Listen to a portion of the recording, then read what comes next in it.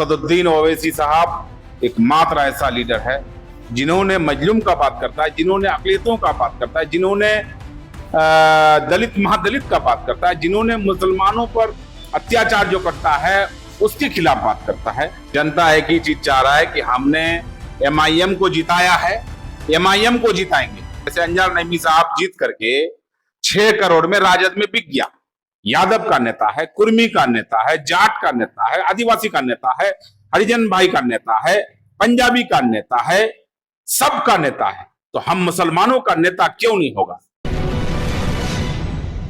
बिहार में इसी साल के अंत में विधानसभा चुनाव होना है और इस चुनावी यात्रा सीरीज में आपको ऐसे लोगों का परिचय करवा रहे हैं जो इस बार चुनाव लड़ने की दावेदारी कर रहे हैं। इसी कड़ी में भी मेरी मौजूदगी बहादुरगंज विधानसभा क्षेत्र में है और मेरे साथ बातचीत करने के लिए बहादुरगंज विधानसभा के पूर्व विधायक और विधायक प्रत्याशी तौसीफ आलम साहब है और इनसे हम जानने की कोशिश करेंगे आगामी बिहार विधानसभा चुनाव के बारे में। तो सबसे पहले स्वागत है आपका मेरे ख्याल में। शुक्रिया। जैसा कि सबसे पहले आपसे ये जानना चाहेंगे कि आपने हाल ही में कांग्रेस छोड़ के एमआईएम पार्टी ज्वाइन किया, तो आपको कांग्रेस में ऐसा क्या लगा कि इस पार्टी को छोड़ देना चाहिए और एआईएमआईएम के साथ जुड़ के हमको काम करना चाहिए? भाई हम आहत हो गए जिस दिन वह संशोधन बिल पारित हुआ, उस दिन ना राहुल गांधी मौजूद रहा, ना ही प्रियंका गांधी मौजूद रहा। हमने देखा कि भाई हमारा मुसलमानों पर ये काला कानून थोपा जाता है, वक्फ संशोधन बिल, और जो मुख्य नेता है कांग्रेस का, जो 100% कहिए तो कांग्रेस पर डिपेंड है मुसलमान, लेकिन वो पार्टी का जो नेता है, शीर्ष नेता जिसको कहते हैं, जिसको सीनियर नेता कहिए, जिसको कहिए कि नंबर 1 नंबर 2 नेता, राहुल गांधी प्रियंका गांधी, इन दोनों का नहीं रहना ये दर्शाता है कि इनको मुसलमानों पर ना कदर है, ना मुसलमानों के हित में सोचता है और ना ही मुसलमान को और कहीं आगे बढ़ाता है। इसलिए हमने सोचा कि नहीं, अब हमको फैसला लेने की जरूरत है, क्योंकि असदुद्दीन ओवैसी साहब एकमात्र ऐसा लीडर है जिन्होंने मजलूम का बात करता है, जिन्होंने अक़लियतों का बात करता है, जिन्होंने दलित महादलित का बात करता है, जिन्होंने मुसलमानों पर अत्याचार जो करता है उसके खिलाफ बात करता है। तो हमने सोचा कि नहीं, अब हमारा भी नेता होना चाहिए। यादव का नेता है, कुर्मी का नेता है, जाट का नेता है, आदिवासी का नेता है, हरिजन भाई का नेता है, पंजाबी का नेता है, सबका नेता है, तो हम मुसलमानों का नेता क्यों नहीं होगा।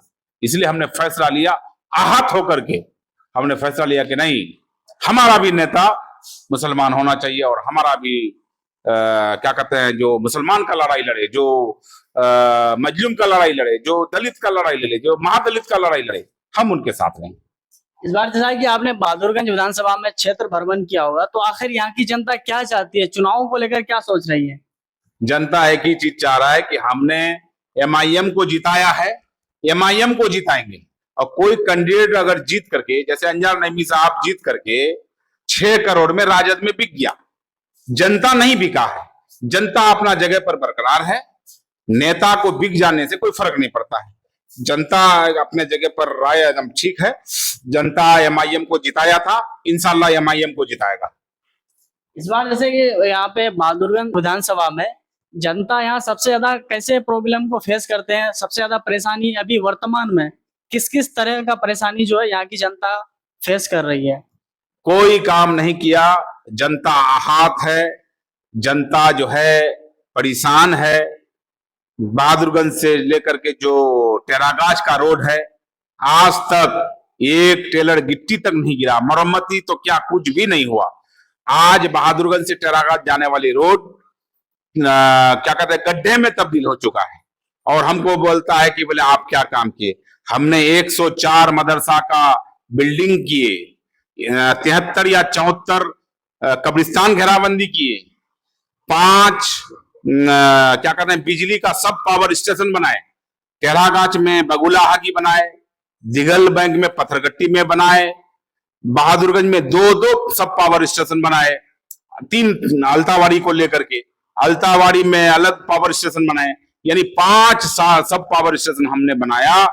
और चौड़ीकरण रोड जो है, लौचा से बिशनपुर बनाया, नसीमगंज से गांगी बनाया, नवाब जागीर बनगमा से जनता बनाया, लोहागड़ा से जनता बनाया, हमने चौड़ीकरण का काम किया और जगह जगह गांव में जो कभी बिजली नहीं हुआ करता था, हम हर गांव नहीं हर घर तक बिजली पहुंचाने का काम किया।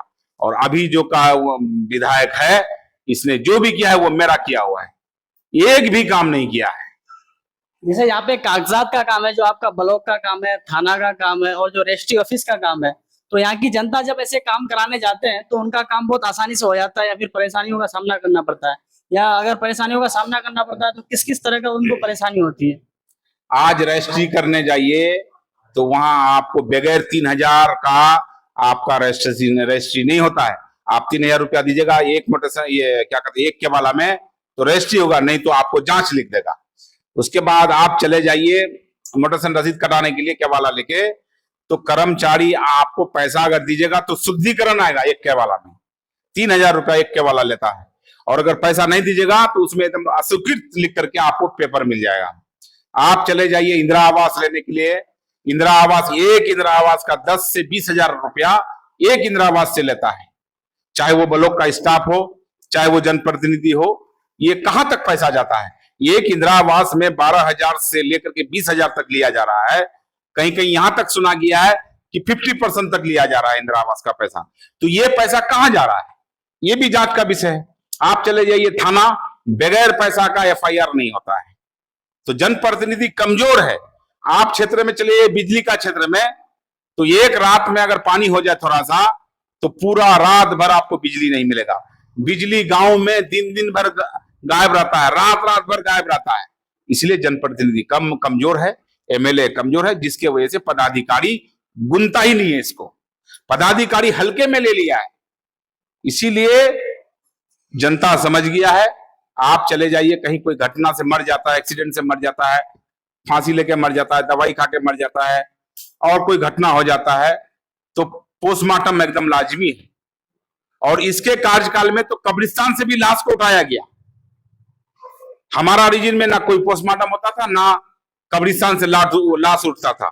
आम आदमी जानता है, आम आदमी जानता है कि जिसको हम लोगों ने जिताया, इन्होंने 6 करोड़ रुपया लेकर के राजद में चला गया, तो सब कोई जानता है। इसीलिए एकदम हम इत्मीनान है, पब्लिक अपना जगह पर ठीक है।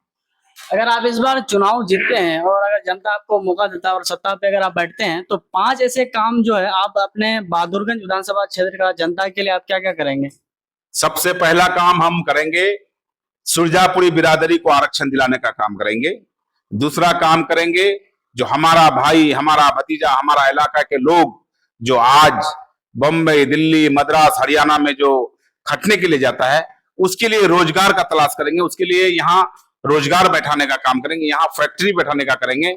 जिस तरह से हम 3 तारीख को रोजगार मेला रखे हैं, बहुत सब कंपनी को हमने दावत दिया है, जिसमें MRF है, अपोलो है, टाइटन है, बहुत सारे कंपनियां हैं, उसको दावत दी है। रोजगार मेला भी रखे हैं 3 तारीख को। आपके चैनल से हम लोगों को दावत देना भी चाहेंगे कि आप लोग भी आइए। और तीसरा काम हम वो करेंगे, जो कि हमारा किशनगंज से जो बहादुरगंज से जो दिगल बैंक रोड है, इसमें 4 लेन होना जरूरी है। और किशनगंज से ठाकुरगंज, ये 2 रोड ऐसा है जो किशन जिला का रीढ़ है। इसीलिए ये 3 काम तो हम करेंगे ही। चौथा काम जो सबसे बड़ा है, वो काम है, हमारा इलाके में कैंसर का बीमारी बहुत है, बहुत ज्यादा कैंसर निकलता है और यहाँ सब गरीब है, इलाज के बगैर मर जाता है, दिल्ली बम्बई जा नहीं पाता है। तो हम चाहेंगे कि एक कैंसर हॉस्पिटल किशनगंज में खुले, ताकि गरीब आदमी यहाँ इलाज कर सके और सरकार के माध्यम से इलाज हो, और ताकि यहाँ का गरीब आदमी बच जाए और मौत का संख्या कम हो जाए। पांचवा सवाल यह है कि हमारा जो आक्रोशित पब्लिक है, जनप्रतिनिधि को इज्जत नहीं देता है यहाँ के पदाधिकारी, हम भ्रष्ट पदाधिकारी को लगाम पहनाने का काम करेंगे। यही मेरा 5 लक्ष्य है। जैसा कि टेरागाज के जो जनता है, वहाँ बार बार उन लोग ये बोलते हैं कि जो हम लोगों का इलाका है, यहाँ पे कई सालों से विकास नहीं हो रहा। आखिर क्या कारण रह जाता होगा कि वहाँ पे टेरागाज में अच्छी तरीके से विकास नहीं होता है? भाई टेरागाज में हम आपको पता है कि 2015 में वो रोड हम बनाए थे, बहादुरगंज से लेकर के टेरागाज, तो कोई भी रोड का 5 साल गिनती रहता है, मेंटेनेंस से लेके रिपेयर तक। तो 2020 के बाद रोड बना ही नहीं, 2020 में हम हार गए, तो 2025 तक 5 साल रह जाता है, तो इस 5 साल में तो रोड खंडर में बदल गया है। आपने मरम्मती भी नहीं कराया, तो सारा क्रेडिट और डिमेरिट तो आपको जाएगा कि आपने बहादुरगंज से जो टेरागात रोड नहीं बनाए, क्यों नहीं बनाए, और आप इसका मतलब है कि आप कमजोर एमएलए हैं। अभी अभी एक पार्टी बना है, जैसे वो जन स्वराज, नाम सुने होंगे आप, तो अब उस पार्टी के बारे में आप क्या सोचते हैं? देखिए, यहाँ लोकतंत्र है, कोई भी अपना पार्टी बना सकता है और कोई भी लड़ा सकता है, कोई भी लड़ सकता है। फैसला जनता करेगा, जनता जिसे चाहे जिताए, जिसे चाहे हराए, इसलिए मायने नहीं रखता है कोई भी पार्टी। आप मान लीजिए जन स्वराज है, बहुत सारे ऐसे पार्टी हैं, जो बहुजन समाज पार्टी है, समाजवादी पार्टी है, लोजपा है, क्या क्या पार्टी है, तो सब कोई अपना किस्मत आजमाएगा, बाकी जनता फैसला करेगा। आज के लिए इतना ही, मिलते हैं किसी नए वीडियो के साथ। जय हिंद।